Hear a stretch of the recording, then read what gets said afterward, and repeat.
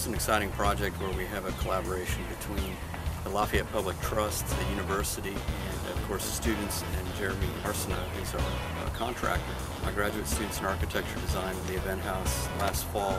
They're building the project along with Jeremy Arsenault, and the house will be sold on the market in the fall. What makes this house completely unique? We're really trying to push the green standards of national green standards as far as we can within a market rate house. So we have a plenum system for the air conditioning, which is very efficient. We have foam insulation, we have high energy efficient appliances and lighting. Probably the most exciting thing is that it's probably the first new house in this neighborhood in 50 years. And so it's more than just this one house that we're hoping to affect this entire neighborhood as well. It was a matter of time and the fact that the students really wanted to make it happen. Raging Cajun Facilities and Lafayette Public Trust wanted to make it happen. So it just took time to work out the details of the collaboration. My name is Graham Goodyear. I'm a UL architecture grad student. So the idea for the materials for the house was to have as much of a low maintenance material so that the homeowner doesn't have to go back and repaint and refinish these materials, once every 5 to 10 years. This is going to be very low maintenance. It's corrugated metals, cypress panels that have a 30-year lifespan that doesn't have to be refinished. The side of the house, we have a black corrugated metal. It's on both sides. It's the north and south sides of the home. Cypress paneling the front of the home and on the back porch of the home. A 5V crimp metal roof. We also have sun shading devices on the house to protect us from the southern and western suns. This is a sunshade device in the front of the home, as well as in the back of the home. We also have a sun shading device to protect from the western sun. My name is Stephanie Bordelon, and I'm an architectural grad student at UL. If you take the roof off, you can kind of look at the flow of the house. And one of the main features of the house is this window up in here. So we have the siding to where it keeps wrapping around it, but the siding overlaps the window. So you kind of have light coming in, but a shading device. And then at night, with light from the interior, it kind of serves as like a beacon light towards the interior door. And then we have everything that flows through and through. So you have the smaller porch where you could have coffee in the morning, and the larger porch in the back where you can kind of have gatherings and parties and stuff like that.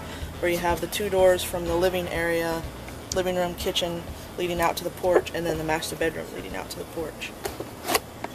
On this side we have 2 bedrooms, 2 bath, and a master closet with a washer and dryer area.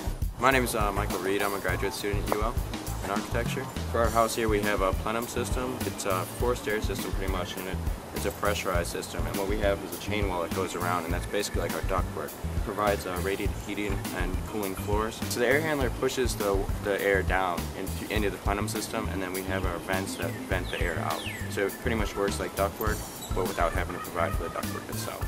The conditioned air will come up through vents in the floor. So the plenum is the entire understructure of the house? Yeah. There's no ductwork. The ground stays a constant temperature, right? It's like having insulated ductwork without having insulated ductwork. And the walls will be insulated as well. You know how if you climb underneath a raised house, it's always cool under there? So essentially it's like that all the time, and you're not having to heat or cool the air as much because the ground keeps it at a constant temperature. What we have here is an advanced framing system, which is a new system that's being used. Instead of the typical spacing for studs of 16 inches on center, we're using 24 inches on center to help save on wood. Another system that we have is our PV panel system. Solar Solutions donated 6 solar panels to us, 690 watt system. Our plan is to provide the solar panels and have it solar ready for them, but hopefully one day they'll add the solar panels to it and make it off the grid, and once they do that, they can get the tax benefits from it as well. How many watts do you need for a house like this to go completely off? When we were looking at it, I think it was like, was it 15,000 or something? 15,000, about 15,000. We have a rain screen system on our cypress siding and our corrugated tin, and basically it's just an air barrier that cools the house naturally.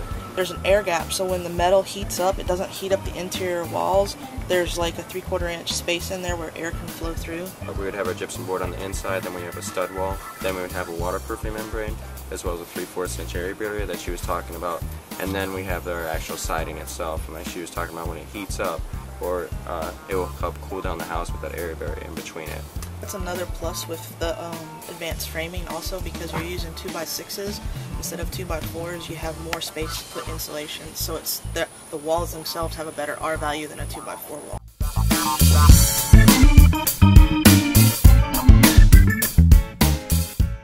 PAR's goal is to create a market for a green home efficiency. Right now, markets are created in real estate through historical sales. Right now, we don't have any historical sales on a green, solar efficient home. So this will be our first step in creating that marketplace and establishing a comparable, and also getting in touch with citizens who are interested in this type of architecture and creating more of this home in the marketplace. The dollars saved by families go into the local community. So a dollar spent on an energy bill is ferreted out of our economy, and the more that we can save for a family, the more that they can spend locally, and that's where our future lies. My favorite part of the project is learning all of the unique efficiencies that Jeff and his team have created that are state-of-the-art in the future. And when it saves money, I want to have every one of them in my own home.